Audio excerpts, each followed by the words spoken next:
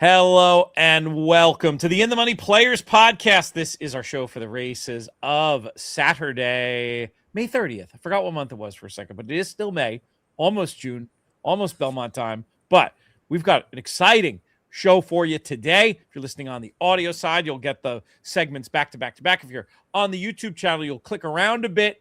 You've got this segment later on. You can click on Eric Solomon and myself talking about a fun Monmouth card on Saturday. Looks like the weather's going to be nice down the Jersey Shore. And Mikey P looking at Stephen Foster preview day as well. Make sure you check it all out. Subscribe to the In the Money Media YouTube channel. Claude told me there was like 67-1 odds that we were going to get to 16,000 followers during the Triple Crown season. Well, that long shot's about to cash, people, but help us out. Make sure you subscribe. We're getting very near that new subscriber goal. If you didn't know, I'm Peter Thomas Fornatale, back with you in the Brooklyn bunker once again, joined today by a man who wears many hats, and not just the Titleist one he has on now, but also the business guy at In the Money Media, a handicapping champion, and an expert and huge fan of all things Woodbine. We get into a really cool stakes card at Woodbine, one of several they have planned for us. I'm pumped to talk about it with him. He's Drew Coatney. Drew, how are things? I'm doing good. I'm up here in Michigan, just south of Traverse City at the cabin, getting things ready for July 4th. So no smoking of meats or doing anything fun. It's been a lot of sandwiches and quick slow cooker meals to keep the work rolling, as they say, to get us ready for a fun season. It's been so wet up here, Pete. The mosquitoes, typically mosquitoes, whatever. It's part of the They're game. foul. Yeah. Hundreds of them. You get covered in them. It's been so bad we can't go outside, can't have fires. So I will report back on what mechanism we end up deciding on to use to combat this evil villain. But we're not here to talk about mosquitoes. We're here to talk about picking winners. And I love this card. Good. Love to see Woodbine swinging back into action. It's like a crescendo a little bit of like small fields kind of starting out. Feels like, a little bit of a lots of sprints, small fields, 5 p.m. post type track. And all of a sudden they start to put on the big boy and big girl pants. And here we go. We're starting. And once the turf opens, we're going to be off to the races, literally. Exactly. And we're not far. We're not far now from that. Obviously, cold, wet winter. The fields we've got the route races back on. Like you say, it sort of unfolds, right? You got to start with a lot of sprints. Now the route races are back, and soon the turf will be coming. But there's some terrific races on this card and some great betting opportunities. I want to definitely promote this very cool Woodbine Stakes Pick 3 that they've added. Races 6, 7, and 9, $5 minimum, 15% takeout. When you're looking for it on your ADW, it will be listed as a separate card. Woodbine Stakes Pick 3. I know I'm going to be putting in some bets on this one. I do want to go back to one thing you said about the cabin, just because it confused me slightly. It takes you a full month to rev up the cabin. You said getting ready for July 4th already, and it's late May. Oh, we can only come up here once in a blue moon. So we're leaving this place today for 4 weeks. So Gotcha. Okay. it's the stop in to get ready for the big one. Yeah. Okay. Yeah. Fair enough. No, not a full month. That makes much more sense. All right, let's start off, my friend. We'll start with this 6 race. It kicks off this all stakes pick 3. There's a late pick 5 here as well. But it is the Bell Mahone where we begin. Grade 3 action on the synthetic for these fillies and mares. I'll let you kick off. My opinion isn't super creative here. Maybe you have something a little bit more interesting for us when it comes to lighting this candle. Yeah, I think so. And on paper, this race looks like it could fall apart. And I put the number 2 Equitas at 20-1 on top for me. A huge price horse in here that, with the race kind of falling apart, this one might be able to clunk up and get the win here. Has progressed very nicely this season, coming from off the pace. Needs to step forward again, but no reason this 4-year-old can't do that.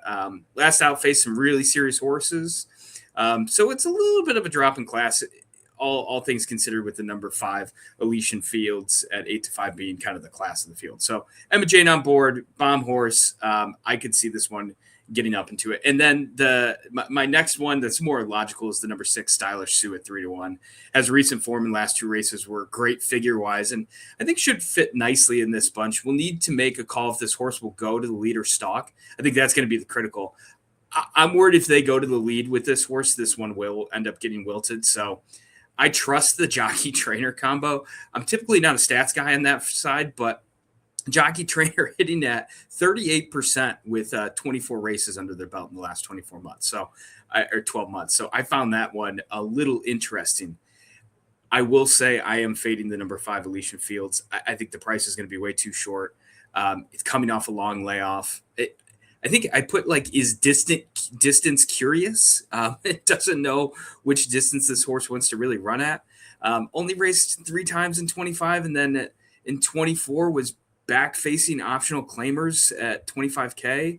Finished second, ran a similar number to my top choice. So I'm going to side with a bomb horse and a more logical with the number 2 and 6 in this spot.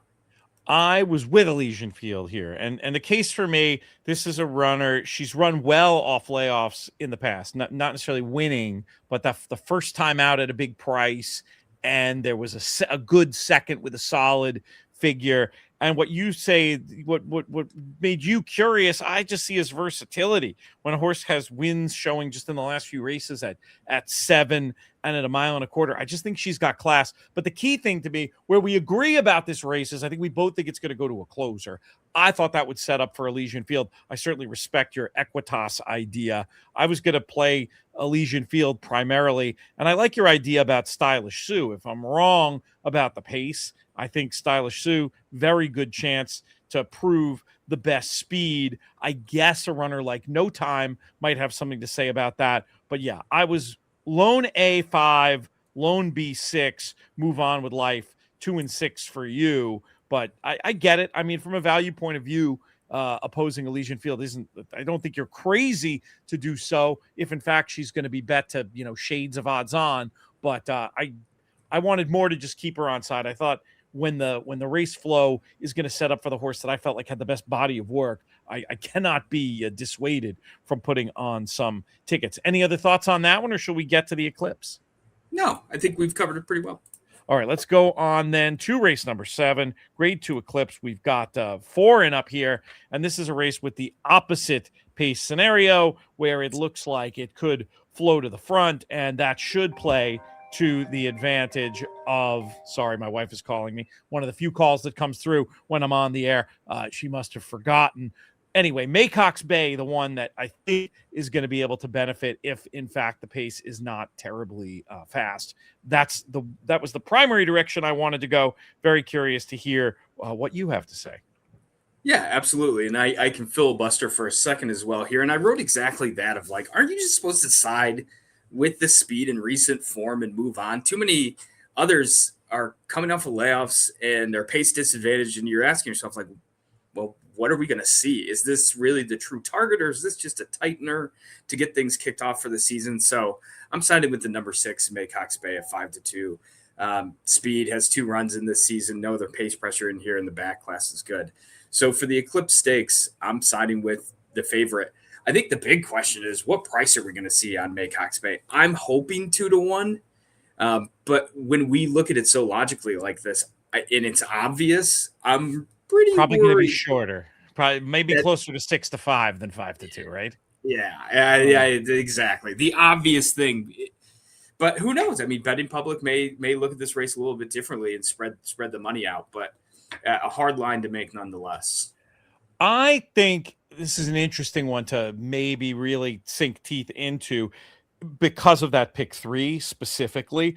When you're only playing a pick 3, it makes it a little bit easier even to play a bunch of different horses, and just you can almost do it where every combination you play, you think about and play for a different dollar amount. You know what I'm saying? You might have a $20 line, favorite, and then you can, some of those fuzzies you have in there, It's a $5 minimum. You might just have the minimum $5 line. Gives you a lot of different opportunities. But I think you and I are in lockstep here that Maycox Bay one. We're okay planting a flag, and if we're wrong, hey, there'll be a pick 3 starting with race number 8 that we could maybe try to get out on. This is an allowance race going 6 furlongs on the synthetic.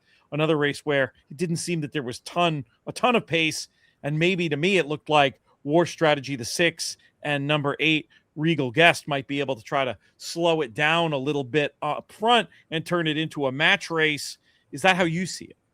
Yeah, I think this race comes down to, do you believe in number 6 War Strategy is going to bounce back off to that kind of so figure earned off the bench for Cassie? And I'm siding with some fun horses here instead, because I don't believe that. I just don't. I think this horse, I need to see one first. I'm going to go with the number 2 Humble River at 10-1, upside 4-year-old, making second start for Tiller, who is smashing at 3 for 9, second off the layoffs. And I think what they found what this horse wants to do is sprinting. So cross the line through all those routes, and you get to a fairly strong body of work and expect a pocket pressing trip and finding the seam late at 10-1. I'm willing to gamble on that ride.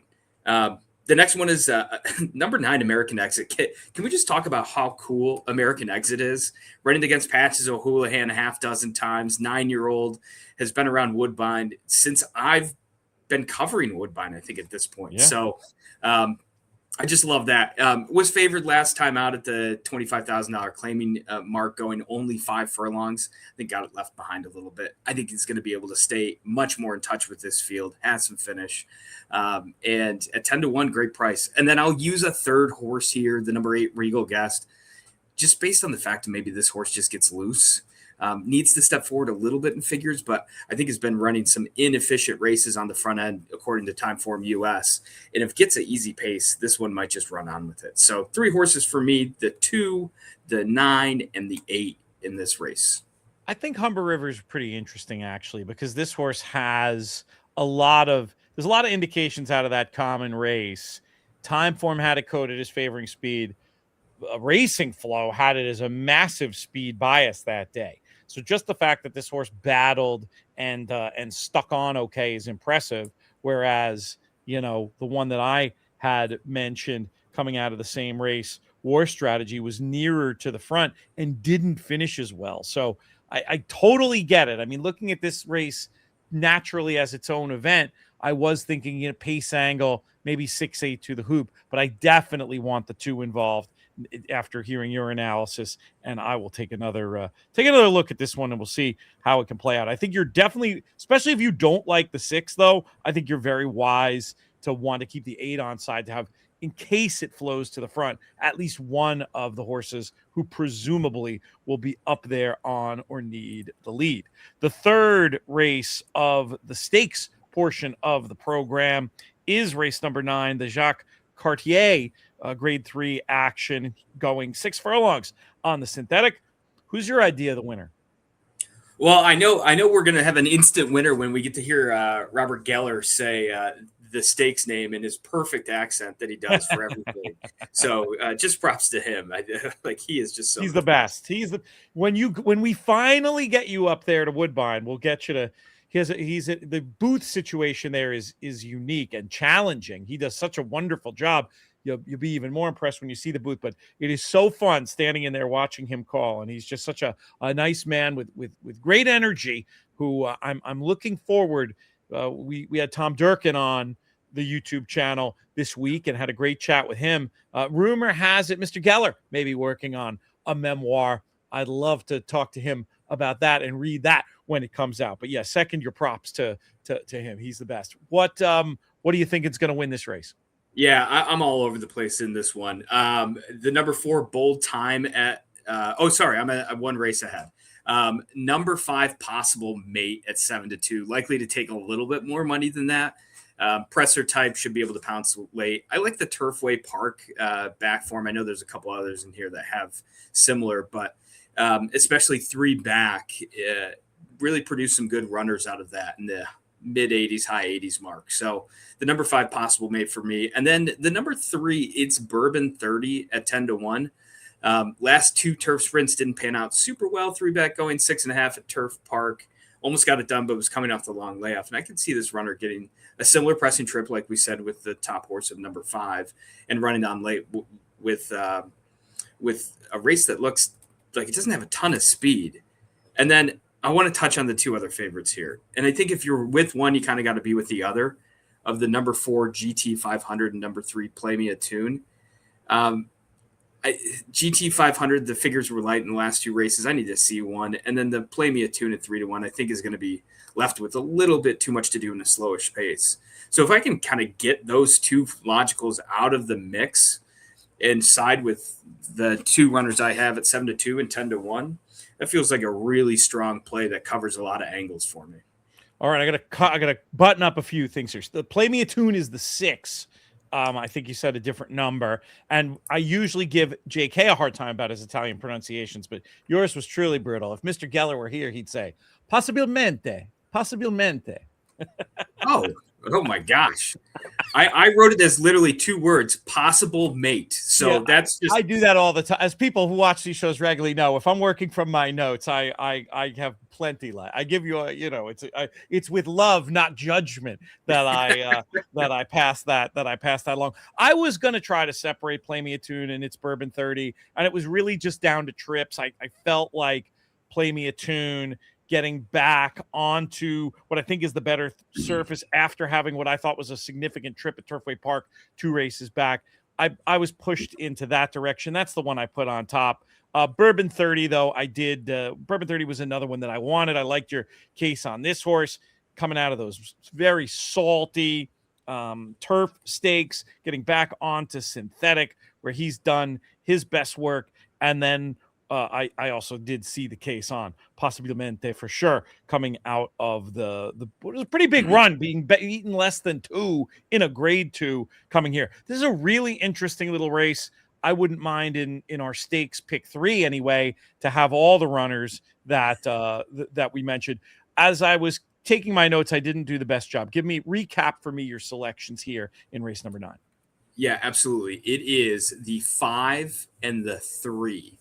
5-3. Okay, great. 5-3. So we're very similar in a lot of these spots, with the biggest disagreement just being what we're going to do with the favorite back there in the first race. But definitely, I feel like we are aligned enough to definitely take a shot at this pick 3, feeling like we can win or lose together other than that one horse. Let's talk about the nightcap, though. We stay on the synthetic, of course, for 3 and up fillies and mares, going 1 mile and a 16th. We've already talked about the all stakes pick 3, but how about when it comes to this pick 5 and all these other late picks? How are we going to get paid? Yeah, 3 horses for me in what looks like a tough spot, but the number 4 Bold Time 12-1 came off the bench at Keeneland, got a pace setup, but ran okay. Maybe didn't like the turf. Today comes second off the layoff. Woodbine has speed in a lighter bunch than faced at Keeneland. The next one, and let's talk about Keeneland for a second. I find good signal, and if someone is willing to pay to ship their horse down to Kentucky, maybe they're training down there, but at least getting into the gate at Keeneland and then coming back up to Woodbine, I really like that angle so far this season. I don't have any data that supports it, but I like the narrative of we thought enough of this horse to make the pit stop down there, make a debut, and then we'll come back to Woodbine. So I'm off my soapbox on my gut feeling on those ones. It's logical. I mean, it's certainly logical. We actually might have an article. Our friend Jake Jacobs from racingflow.com has been pulling some numbers, funny enough, coincidentally, on exactly this kind of thing, looking at when horses come from one circuit to another. He's found some really interesting patterns where over a period, not of months, but years, he's seeing horses shipping from one circuit to another, producing positive ROI. So I told him, this table is great, but do a little write-up. I think he'll do that. If you're not familiar with Jake's work, it's phenomenal. I rely on it. Racingflow.com. Check it out. I've been a subscriber for, 15 years at this point, basically since the beginning. But okay, I'm sorry. I took you on a big tangent there, but I take your Keeneland point. I take your Keeneland point for sure. What else you liking in here?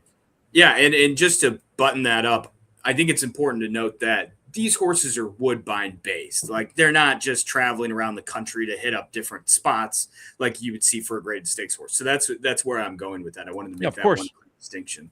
Yeah. So number 4 Bold Time, number 6 and I'm going to get crucified for this one. Pass judgment, Pete. But the number 6, Talbot's Riplin. I like it. 7-2. I figured there was some random cultural reference that I was completely missing in my Hodunk, Michigan ways. But almost a year layoff for Josie Carroll. You're a lot closer to Canada than I am, so I'm not going to say anything. But almost a year layoff for but Josie Carroll was good with these pressing type and doesn't have to step forward too much. Big layoff horse. And again, it's like the foundation was set back in 25. I think if this one can step forward even just a little bit, should be able to lay over this field. And you should be able to see some good signal in the tote if this one gets bet down to 2-1. Yes. This one might become my favorite. I get what you're saying. It is a long layoff, so that tote signal becomes important. Doesn't help you in a bet like the late pick 5. But for me, a deciding factor with something like this might be just how well the barn is going. I'm not leaving this horse off tickets because sometimes I'll leave a horse like this off a ticket because depending on how she's bet, she may be completely, depending on how she's bet, you might be very comfortable leaving her off. Sometimes with horses like that, I leave them off, and then when I see the tote signal, I can then cover the horses I like. I could play 6 over whoever I was alive to and feel okay about it. But Talbot's Riplin, I agree, is too live to do that trick. I will have on tickets. I did list third. I had a couple others to mention in here that you did not mention. One, this is another little bit of a guess off the layoff, but I thought Faith Understood had some good races and could end up being a contender in here, double digit on the morning line for a horse that I didn't think was too far out of it. And another one that's a solid morning line that made sense to me was the 9 runner Prophetic Debbie, won on debut. You know, it's so hard first time against winners. Didn't have the easiest trip there first time against winners. Coming back here for Barbara Minshaw with the Emma Jane in the saddle, I thought was a bit interesting. 5-9-6 for me, 4-6 for you to close it out. Do you have any bankroll plays for us this week at Woodbine? And are they in these races or something earlier? Yeah. I do have a bankroll play. I do want to make a note. I'm going to be playing the 4-6 and a backup of the 3 Dunmore Beach, just because of the tough spot last out debuting in the new surface. So fair enough. Things heat up, should be able to get it done. So 4-6 and a little bit of backup of the 3. I do love your play on the 9. I really do, as I dig into that more as we're talking about it. Okay, so turning 500 into or 50 into 500. This is simple play, 2 win bets, and I'm a little leery after we talked about my Cox Bay, but it's going to be a $50 win bet, hopefully 2-1 to get to 150. If we do get 5-2, some interesting things can happen, and I think this is about capital management. But let's just say we get to 150. Race 9, I'm going to play the number 5 Possible Mate at what I assume will be pretty squarely in the 7-2 mark. You with this Possible Mate again. I wrote it Possible Mate multiple times. Possiblemente. Wrote it multiple times in these notes. So Possiblemente will be the second. Will it be just you're basically manufacturing a double, or will you use anything else in that leg? Exactly. Manufacturing a double. I don't think I'm going to need all 150 to bet to get to 500. And I'm going to use the 3 if I can afford it. Probably going to be in that 10-1, 12-1 range. So, take 125 at 3-1. $100 at 3-1 to get to 500, 7-2, I mean, to get to 500, and then $50 at 10-1 to get to 500. So 2 simple plays, race 7 win bet on the 6 for $50 to get to 150. And then if we can Dutch in race 9, we will, but leaning heavily on the Possiblemente, the number 5 and the number 3 runner as well. Possibly a very good plan. I like it. There you go. If you're going to do that, I would highly, highly, highly recommend messing around with the all stakes pick 3 too, because you could do that trick where you take just a small amount of that money. I've seen you do this in contests where you might take a small amount of that money and play the horses, just especially since you don't like the favorite in race 6, and bet, whomever for much, much less in the pick 3. And then you could have that sort of set up organically rather than having to manufacture it. You're only paying the takeout once. You're paying a 15% takeout. So you get that edge, and then you get the chance to get something a little bit outsized if you're going to beat the favorite in the first leg. I assume that idea makes sense to you. Yeah, absolutely. And I would probably, if I went that strategy, use Elysian Fields. I've been known to write vulnerable favorites as Jackie's Warrior, most notably. I used Jackie's Warrior in my Breeders' Cup contest That's right. win defensively, even though I had elite power for the same amount of money in different mechanisms. So I can't remember how it all played out, but yeah, just You because they're described it vulnerable. pretty well from what I remember. Any excuse for you to bring up that BCBC, my friend. I would do it too. I'm not judging. I would do it too. Speaking of things like your vulnerable favorites columns, betting strategies, do you think, put you on the spot here, for the In the Money Plus side next week, you might be willing to do a write up or two, or are you slammed this week? What's going on? Let's pop up the calendar. I love doing those. I think I should be able to swing that. So yeah, I'll tell you what, if you get stopped, I will, and I won't do it as well as you would, but I will try to fill your shoes and do it, because I want people to know the kinds of things they're going to get as part of our Belmont package. There's going to be great picks, Nick Tamaro analysis every day. We're going to have that, and I'm going to work on a stats piece for the whole Saratoga meet that's going to become available to In the Money Plus subscribers. And we have this cool promo. If you sign up now for 1 month, you get an extra month. So that means basically you'll get the first month of Saratoga. You get all that July stuff to sign up just for Belmont. Go to inthemoneypodcast.com/plus. Check it out. Great contributions from Drew and from Nick and really from the whole team over there. Hopefully get Matt Vagvolgi involved, maybe helping me out with a little stats piece. We'll also have something on the free side for that, of course, as we always do for our friends over at Racelands. Any closing thoughts from you, Drew, on this stuff today? No, I have a recipe to share with you, but Tell me, hit me. It was perfect for this like hot summer day of marinate a flat iron steak and some soy sauce and olive oil and garlic, and then sear that up and put it back in the oven to let it get up to whatever temperature you need it to be. And then mix some greens with some roasted pecans, Michigan dried cherries, pepper jack cheese and red onion, and a homemade balsamic vinegar.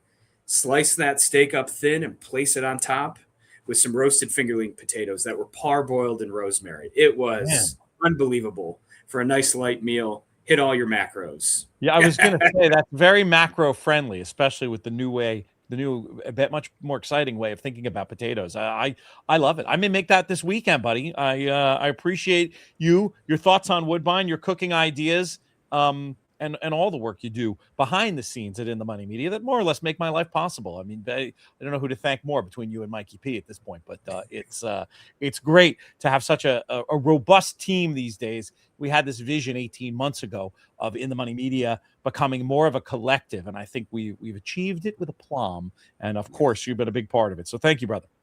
Yeah, absolutely. And thank you for being a fearless leader.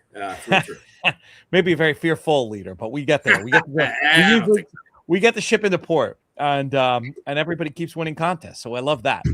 Great stuff, Drew. Appreciate you. Thanks to everybody out there for subscribing to the In the Money Media YouTube channel. Once again, please do that if you have not already. Drop us a comment as well. What's your best bet on this stakes-laden Woodbine card? If you're listening on the podcast side, stay tuned. There's much more coming up.